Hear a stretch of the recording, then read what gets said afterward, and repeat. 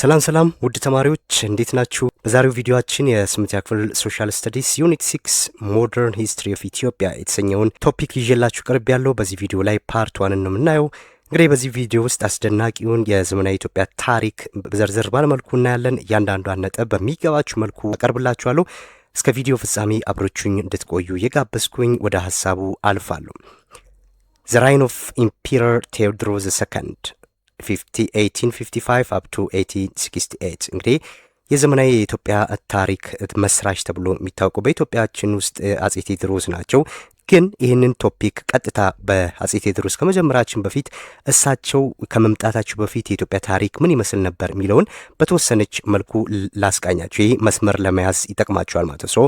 ይህንን ከማየታችን በፊት እንግዲህ አጼ ቴዎድሮስ ወደ ስልጣን ከመምጣታቸው በፊት የኢትዮጵያ ታሪክ ምን ይመስል ነበር ብለን ስናይ ዘመነ መሳፍንት የሚባል ነበር በኢትዮጵያ ታሪክ ውስጥ። ዘመነ መሳፍንት በኢትዮጵያ ታሪክ ውስጥ እንግዲህ ማዕከላዊ መንግስት ደክሞ የአካባቢው መሳፍንትና መኳንንቶች እንደ ልባቸው ይገዙ የነበረበት ወቅት ነው።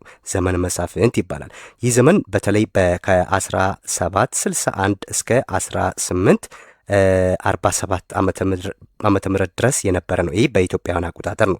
ነገር ግን እናንተ የምታውቁት በፈረንጆቹ በ1768 69 እስከ 1855 ድረስ የቆየ ነው። ይሄ በዚህ ነው የምትጠይቁት ስትጠይቁ።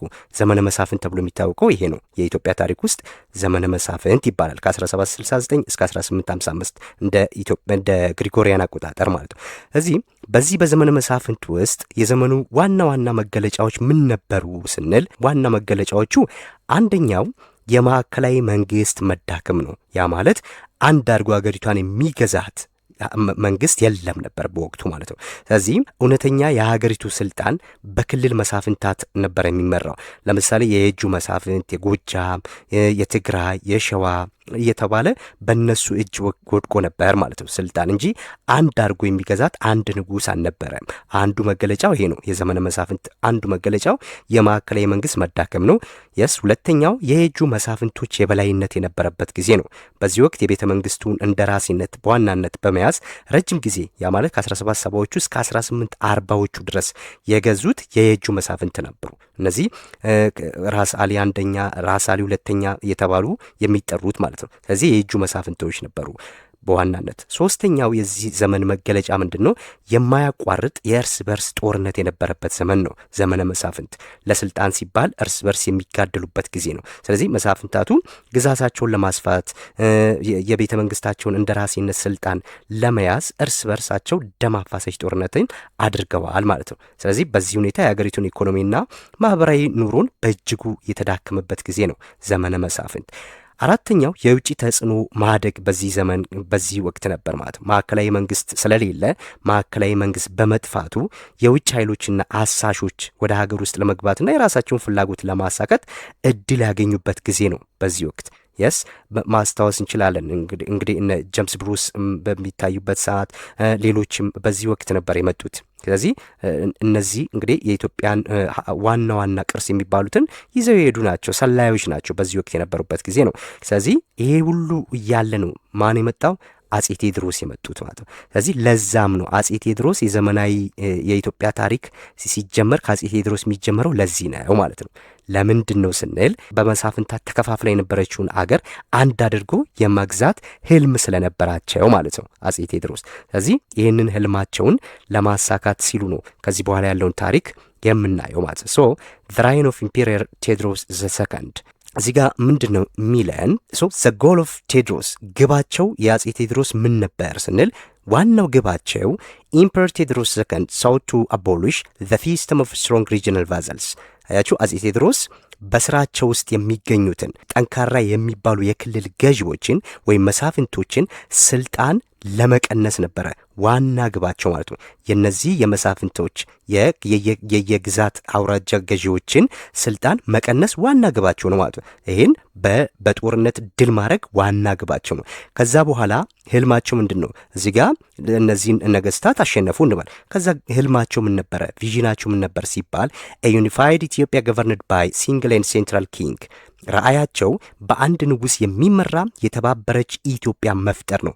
የአጼ ቴዎድሮስ ህልም ይሄ ነበር ማለት ነው። ዩኒፋይድ ኢትዮጵያን አያችሁ። ስለዚህ አንድ በአንድ ንጉስ የምትመራ የተባበረች ኢትዮጵያን መፍጠር ህልማቸው ነበር ማለት ነው። ሶ ይህን ህልማቸውን ለማሳካት ደግሞ የተጠቀሙበት ስትራቴጂ ወይም ስልታቸው ምን ነበር ስንል ሲስተማቲካሊ ዲፊቲንግ ፓወርፉል ሪጂናል ሊደርስ ቱ ኮንሶሊዴት ኢምፔሪያል ፓወር። ስልታቸው ምንድን ነው? የክልል መሪዎችን አንድ በአንድ በማሸነፍ የማዕከላዊ መንግስትን ስልጣን ማጠናከር ነው። አንድ በአንድ መቅጠም ማለት ነው። ስለዚህ አንድ በአንድ እነዛን እያሸነፉ ከዛን የማዕከላዊ ስልጣንን ማጠናከርና ሀገሪቷን መግዛት ስትራቴጂ አድርገው ተነሱ ማለት ነው። እዚህ ጋር መርሳት የሌለብን አጼ ቴዎድሮስ ከመነሳታቸው በፊት ወደዚህ ከመግባታቸው በፊት ኢትዮጵያ በመሳፍንት ዘመን ትርምስ ውስጥ የነበረችበት ጊዜ ነው። ስለዚህ በዚህ ወቅት ደግሞ የክልል መሳፍንት ከንጉሰ ነገስት በላይ ሀያል የነበሩበት ነው ማለት ነው። ሶ ቴዎድሮስ ኢትዮጵያን በነጻነት እንድትቀጥልና እንድትዘምን ጠንካራ ማዕከላዊ መንግስት እንደሚያስፈልጋት የተረዱ ባለራዕይ ነበሩ ማለት ነው። ለዛም ነው የእነዚህ ነገስታት ሁሉ የገጠሙትና ጦርነትን ለግል ስልጣን ብቻ ሳይሆን ለዘመናት የቆየውን መከፋፈል ዘመነ መሳፍንት እንዲቆም ለማቆም አልመው የነበሩት ማለት ነው። ይሄ አንደኛው ነጥብ ነው። ሁለተኛው the campaign begins ይለናል። ይሄ ካምፔኑ የጀመረበት ነው ወይም ዘመቻው ተጀመረ ማለት ነው። ከዚህ በኋላ ህልማቸውን ሰንቀዋል፣ ግባቸው ታውቋል።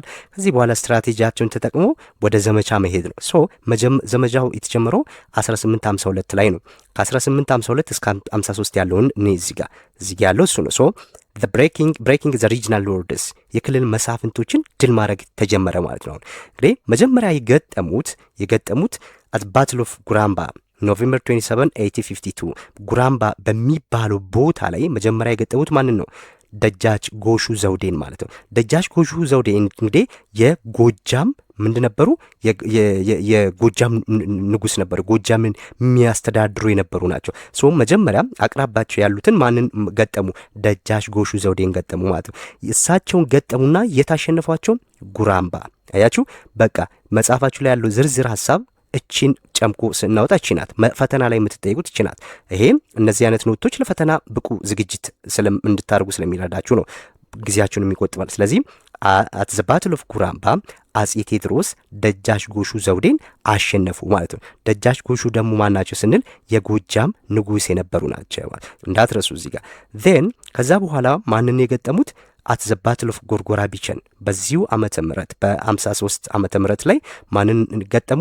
crushed for high ranking vassals of ራስ አሊ the second and ደጃች ውቤ of ሰሜን። እዚህ ጋር በደንብ እንድትረዱ የሚፈለገው ሉክ ጎርጎራ ቢቸን ላይ በቀጥታ ራስ አሊንና ደጃዝማች ውቤን አይደለም የገጠሙት።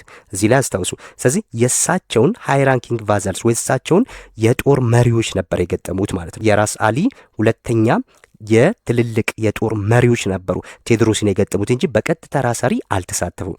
ከዛ በኋላ ደጃዝማች ውቤም ደግሞ ራስ አሊ ለመርዳት ሰራዊታቸውን ላኩ ማለት ነው። ደጃዝማች ውቤ ኦፍ ሰሜን የትግራይ ገዢ ናቸው እነዚህ። ስለዚህ ማንን ለመርዳት? ራስ አሊ ለመርዳት ዜን ምን ላኩ? ሰራዊት ላኩ። ስለዚህ እዚህ ጋር ይሄ ጎርጎራ ቢቸን ላይ ራስ አሊና ደጃዝማች ውቤ በቀጥታ አልተሳተፉም። የነሱ መሪዎች ነው የተሳተፉት፣ ሰራዊቱን የሚመሩ ወታደሮች ነው የተሳተፉት ማለት ነው። ስለዚህ እቺን እንድትይዙ ነው።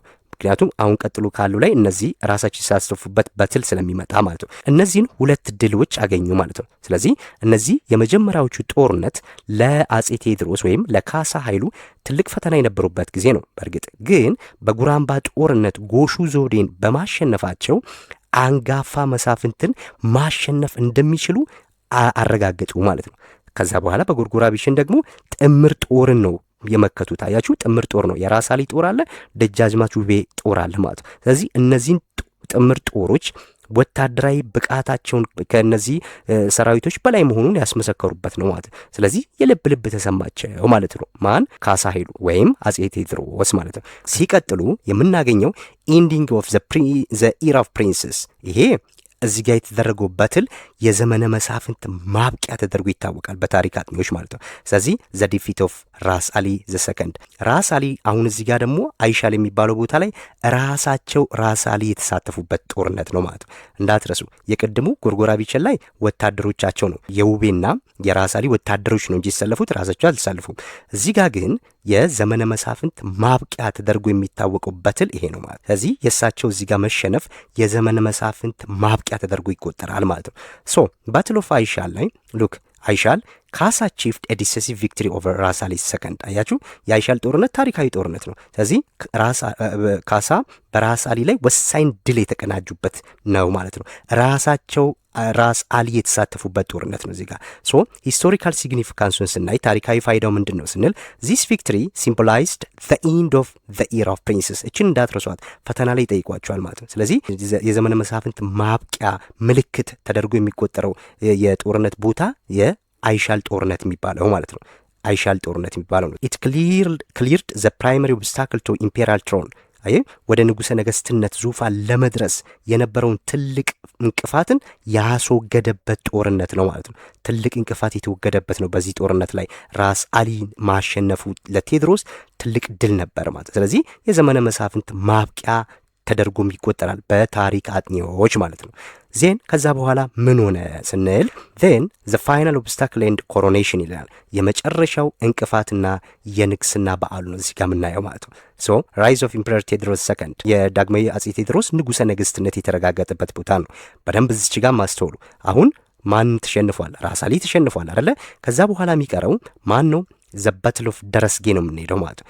ደረስጌ ሶ ካሳ ዲፊትድ ሂስ ፋይናል ሜጀር ራይቫል ራስ ውቤ ኦፍ ሰሜንን ትግራይ። አያችሁ የሰሜኑ የራስ ውቤ መሸነፍ ነው። እዚህ ጋር ራስ ውቤ ሁለት ቦታ መጠቀሱ የመጀመሪያ ያየነው ላይ ምናለው በጎርጎራ ቢቸን ላይ የራስ ውቤና የራስ አሊ ወታደሮች ነው እንጂ የተሰለፉት በቀጥታ ራሳቸው አልተሸነፉም። ራስ አሊ የተሸነፈው ማን ላይ ነው ብለናል? አይሻል ላይ ነው አይደለ? ራስ ውቤም ደግሞ የተሸነፉት እዚህ ደረስጌ ላይ ነው ማለት ነው። እዚህ ራሳቸው ተሸነፉ፣ የሰሜኑ የራስ ውቤ ማለት ነው። እስከዛ በኋላ እሳቸውን አሸነፈና አጼ ቴዎድሮስ በቀጥታ ኮሮኔሽን እዚህ ጋር ዘውድ መጫን ማለት ነው። ኮሮኔሽን ማለት ስለዚህ ዘውዱን ጫነ ማለት ነው። አሁን ዋና መሳፍንታት የሚባሉትን አሸንፈዋል። ከዚህ በኋላ ራሱ ንጉሠ ነገሥት የመሆን እድል ስላለው ከዛ በኋላ በቀጥታ ምን ሆነ? ዘውድ ጫነ ማለት ነው። ዘውድ የጫነበት ቦታ የት ነው ስንል ደረስጌ ማርያም ቸርች ነው። ደረስጌ የተባለው ቦታው ነው። ስለዚህ ደረስጌ ማርያም ቤተክርስቲያን ደግሞ ምን ጫነ? ዘውድ ጫነ። ምክንያቱም በወቅቱ በነገስታቱ ዘመን ላይ የጳጳሳቱ ናቸው ለንጉሳት ምን የሚሰጡት እውቅና የሚሰጡት ማለት ነው። ስለዚህ ቦታው ደረስጌ ማርያም ላይ ምን ሆነ? ዘውድ ጫነ ማለት ነው። ማን? አጼ ቴዎድሮስ። ኦፊሼትድ ባይ በማን ነው ዘውድ የተሰጣቸው ስንል በአቡነ ሰላማ ማለት ነው። አያችሁ እነዚህ አስባራኪ ናቸው ማለት ነው። ስለዚህ አቡነ ሰላማ የቤተ ክርስቲያኑ መሪ ነበሩ በወቅቱ። ስለዚህ አቡነ ሰላማ ደግሞ ስልጣኑን አጸኑላቸው ማለት ነው። ኒው ታይትል ካሳ ወዝ ኦፊሻሊ ክራውንድ አስ ኢምፐረር ቴዎድሮስ ሰከንድ። አያችሁ አዲስ ስም ተሰጣቸው ማለት ነው። ስለዚህ ካሳ ኃይሉ ነበረ መጀመሪያ ስማቸው። ከዛ በኋላ ዳግማዊ አጼ ቴዎድሮስ ተብለው ስልጣን ያዙ ማለት ወይም ነገሱ ማለት ነው። በደንብ እዚህ ጋር ማስተዋል መቻል አለባችሁ። ሌሎች መሳፍንት ቢሸነፉም ደጃዝማች ውቤ ሰሜኑን በመያዛቸውና ከቤተ ክርስቲያኑ ጋር በነበራቸው ግንኙነት ስጋት ነበሩ ማለት ነው። ስጋት ነበሩ ለማ ለአጼ ቴዎድሮስ። ለዛም ነው በደረስጌ ውቤ ሲሸነፉ ካሲያ ወዲያውኑ ዘውዱን የጫኑት ማለት ነው። ስለዚህ ቴዎድሮስ የሚለውን ስም የመረጡት በኢትዮጵያ ጥንታዊ ትንቢት መሰረት ነው ቴዎድሮስ የሚለውን የተቀበሉት ማለት ነው። ስለዚህ በዚህ ስም የሚነግስ ንጉሥ ሰላምንና ፍትህን ያመጣል ተብሎ ስለሚታመን ህዝቡን ለማነሳሳትና የህዝቡን ልብ ለማግኘት ነበረ ቴዎድሮስ የሚለውን ስም የያዘው ማለት ነው። በዚህ ተጨማሪ እነዚህን ታሪኮች ላሳውቃችሁ ብዬ ነው። ሶ ይሄ ዘውድ ጫነ እዚህ ጋር ማለት ነው። ይህን ስናጠቃልለው ዋና የጦርነት ሂደቶቹ እነዚህ ናቸው። ይሄ አሁን በቃ ለፈተና እችን መያዝ ነው። መጀመሪያ ላይ ኖቬምበር 1852 ጉራምባ ላይ ደጃዝማች ጎሹ የጎጃሙ ደጃዝማች ጎሹ ተሸነፉ። ዜን አፕሪል 1853 ደግሞ ጎርጎራ ቢቸን ላይ ዘቫዝልስ ኦፍ ራስ አሊ ኤንድ ደጃዝማች ውቤ። ይሄ የጦር መሪዎች ማለት ነው። ዋና የጦር መሪዎች የራስ አሊና የደጃዝማች ውቤ የጦር መሪዎች እዚህ ጋር ተሸነፉ ጎርጎራ ቢቸን ላይ። ከዛን በ1853 አይሻል ላይ ደግሞ ራሳቸው ራስ አሊ ሰከንድ ተሸነፉ ማለት ነው። ራስ አሊ ተሸነፉ።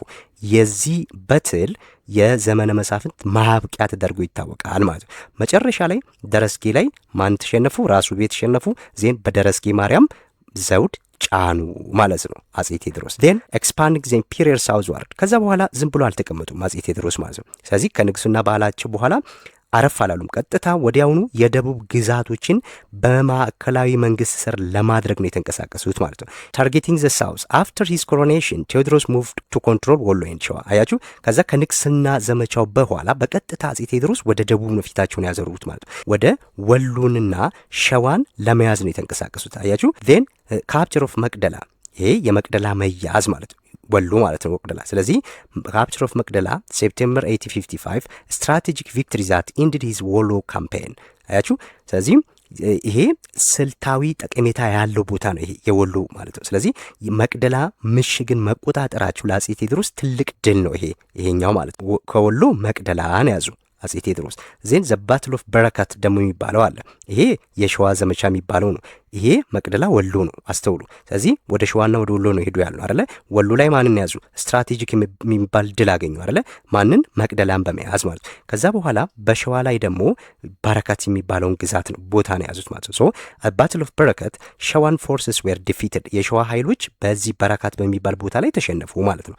ዜን ብሪንጊንግ ዘ ሪጅን አንደር ሂዝ ኢንፍሉዌንስ ዘ ዳውን ሳይድ ዋይል he was away in the south rebellions began to grow in ጎጃም ሰሜን። ነገር ግን እርሳቸው በደቡብ ድል ሲቀዳጁ በሰሜን የነበሩት የቀድሞ ተቀናቃኞቻቸው ነጻነታቸውን መልሰው ለማግኘት እያሴሩ ነበር ማለት። ስለዚህ የተለያዩ አመጾች መነሳት ጀመሩ በጎጃምና በሰሜን ማለት ነው። ዜን the struggle for real unity፣ እንግዲህ የአመራር ፈተናዎች ገጥሟቸዋል አጼ ቴዎድሮስ። ሎካል ዳይናስቲስ ቨርሰስ ሴንትራል ፓወር፣ የየአውራጃ ገዢዎችና ማዕከላዊ መንግስት ስልጣን ነው እዚህ ጋር የምናየው ማለት ነው። ሶ ዘ ኮምፕሮማይዝ ቴዎድሮስ ዲድንት ዲስትሮይ ሎካል ሮያል ፋሚሊስ ሂ ትራይድ ቱ ዩዝ ዜም አስ ገቨርነር። እንግዲህ አጼ ቴዎድሮስ የአስተዳደር ሹመቶችን አድርገዋል፣ አስተዳደራዊ ሹመቶች አድርገዋል። እንግዲህ ዋናው ለማድረግ የፈለጉት እነዚህን ሎካል ሮያል ፋሚሊዎችን ማጥፋት አልፈልጉም። ስለዚህ ሰላምን ለማስፈን ቴዎድሮስ እነዚህን የአካባቢ ሮያል ፋሚሊዎች ገዢዎችን መሾም ጀምረዋል ማለት ነው። እነማን ማትሾሙ ስንል የወላጅ ኪ አፖይንትመንትስ፣ በትግራይ ደጃች ካሳ ሱባጋዲስ ተሾሙ፣ ትግሬ እንዲያስተዳድሩ ማለት ነው። ራሱ ቤት ተሸነፉ አይደለ። ስለዚህ ደጃች ካሳ ሱባጋዲስን የትግራይ ገዢ አድርገው ሾሙ። ከዛ በወሎ ደግሞ ደጃች ሊበን አምዴን ሾሙ ማለት ነው። ደጃች ሊበን አምዴንና አምዴ አሊን በወሎ ሾሙ ማለት ነው። ዜን በሸዋ ደግሞ ኃይለ ሚካኤል ሳለስላሴን የሾሙት፣ ኃይለ ሚካኤል ሳለስላሴ። ስለዚህ እነዚህን ደግሞ በሸዋ ላይ ሾሙ ማለት ነው። አያችሁ። ስለዚህ ይህንን ቢያርጉም አጼ ቴዎድሮስ በየአካባቢ ያሉትን አመጾች ለማስቆም ነበር እነዚህን ሁሉ ነገሮች እያደረጉ የነበረው ማለት ነው። ነገር ግን ፕሮብሌሙ አልቆመም። ስለዚህ የአንድነት ሙከራው አልተሳካም ማለት ነው። ሶ the problem true unification failed because the rebels broke out in almost every part of the kingdom። አያችሁ እንግዲህ በየቦታው የተነሱ አመጾች ሀገሪቱ ሙሉ በሙሉ እንዳትቀናጅ ወይም አንድ እንዳትሆን አደረጓት ማለት ነው። አጼ ቴዎድሮስ ህልማቸው እንዳይሳካ ያደረጉት ነገር አንዱ ይሄ ነው። በየአካባቢው የተነሱ አመጾች ለአጼ ቴዎድሮስ ፈተና ነበሩ ማለት ነው። እነዚህን እንዳትረሱ። ስለዚህ ምንም እንኳን ቴዎድሮስ ማዕከላዊ መንግስት መፍጠር ፍላጎታቸው ቢሆኑም ግዛቶቹን ለማስተዳደር በአካባቢው በነበሩ ታዋቂ ቤተሰቦች ላይ ለመደገፍ ተገደዱ ማለት ነው። ምንም እንኳን ስልጣን እየሰጡ ቢሾሟቸውም መፍትሄ አልነበረውም ማለት ነው። ስለዚህ ብዙዎቹ ተሿሚዎች ለአካባቢያቸው ያላቸው ታማኝነትን ያመዝን ነበር። ህብረተሰቡ እነዚህን ሰዎች ይደግፍ ነበር ማለት ነው። ህዝቡም ቴዎድሮስን እንደ ባዕድ ወይም ስልጣን ነጣቂ አድርጎ ስለሚመለከታቸው አገሪቱ ዘላቂ ሰላም ማግኘት አልቻለችም ነበር ማለት ነው። ስለዚህ ይሄን የሚያስገነዝበን እነዚህን ፖይንቶች ነው። እዚህ ጋር በአጼ ቴዎድሮስ ላይ የተነሱ ዋና ዋና አመጾች እነዚህ ነበሩ። በእነዚህ ሰዎች የሚመሩ ነበሩ።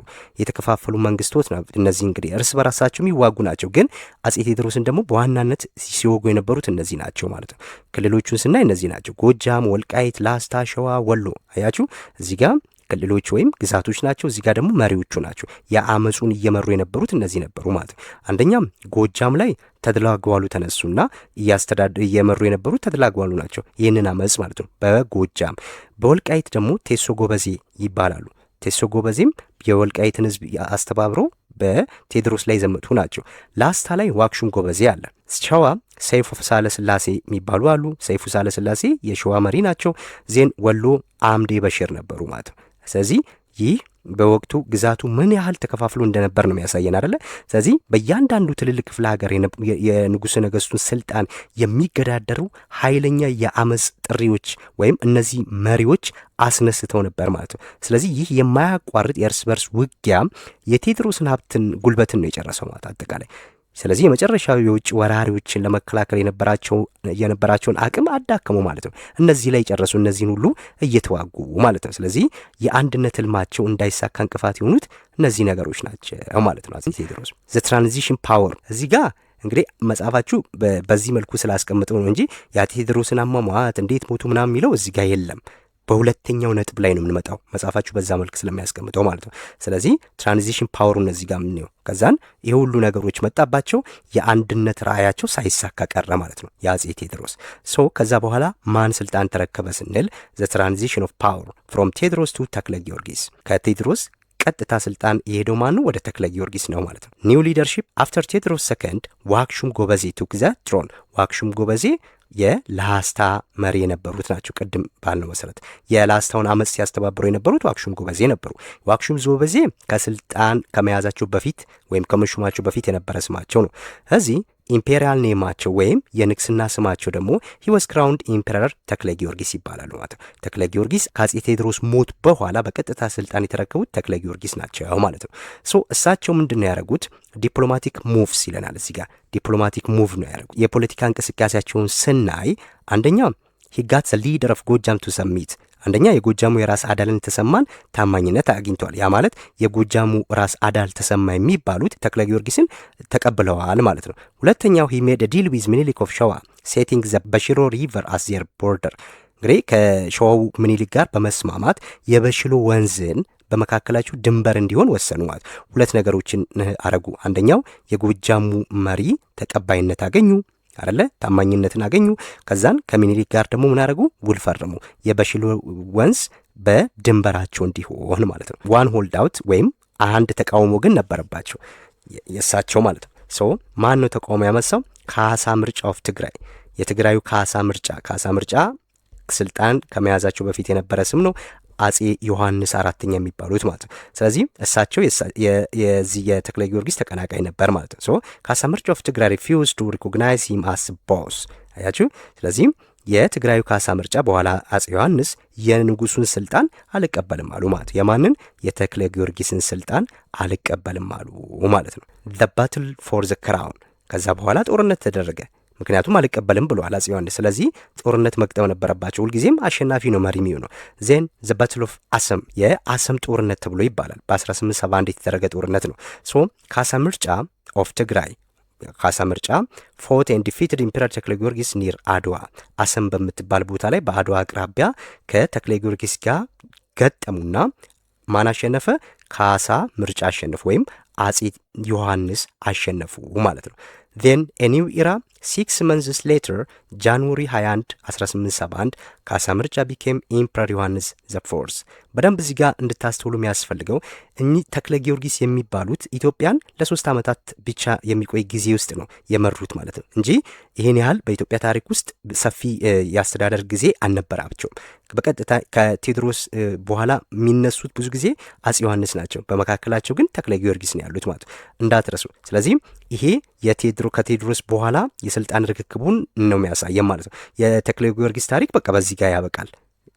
ሰፊውን ታሪክ የሚወስደው አጼ ዮሐንስ ማለት ነው። ስለዚህ 17 ዓመት ነው ኢትዮጵያን የመሩት አጼ ዮሐንስ ከ1872 እስከ 89 ማለት ነው።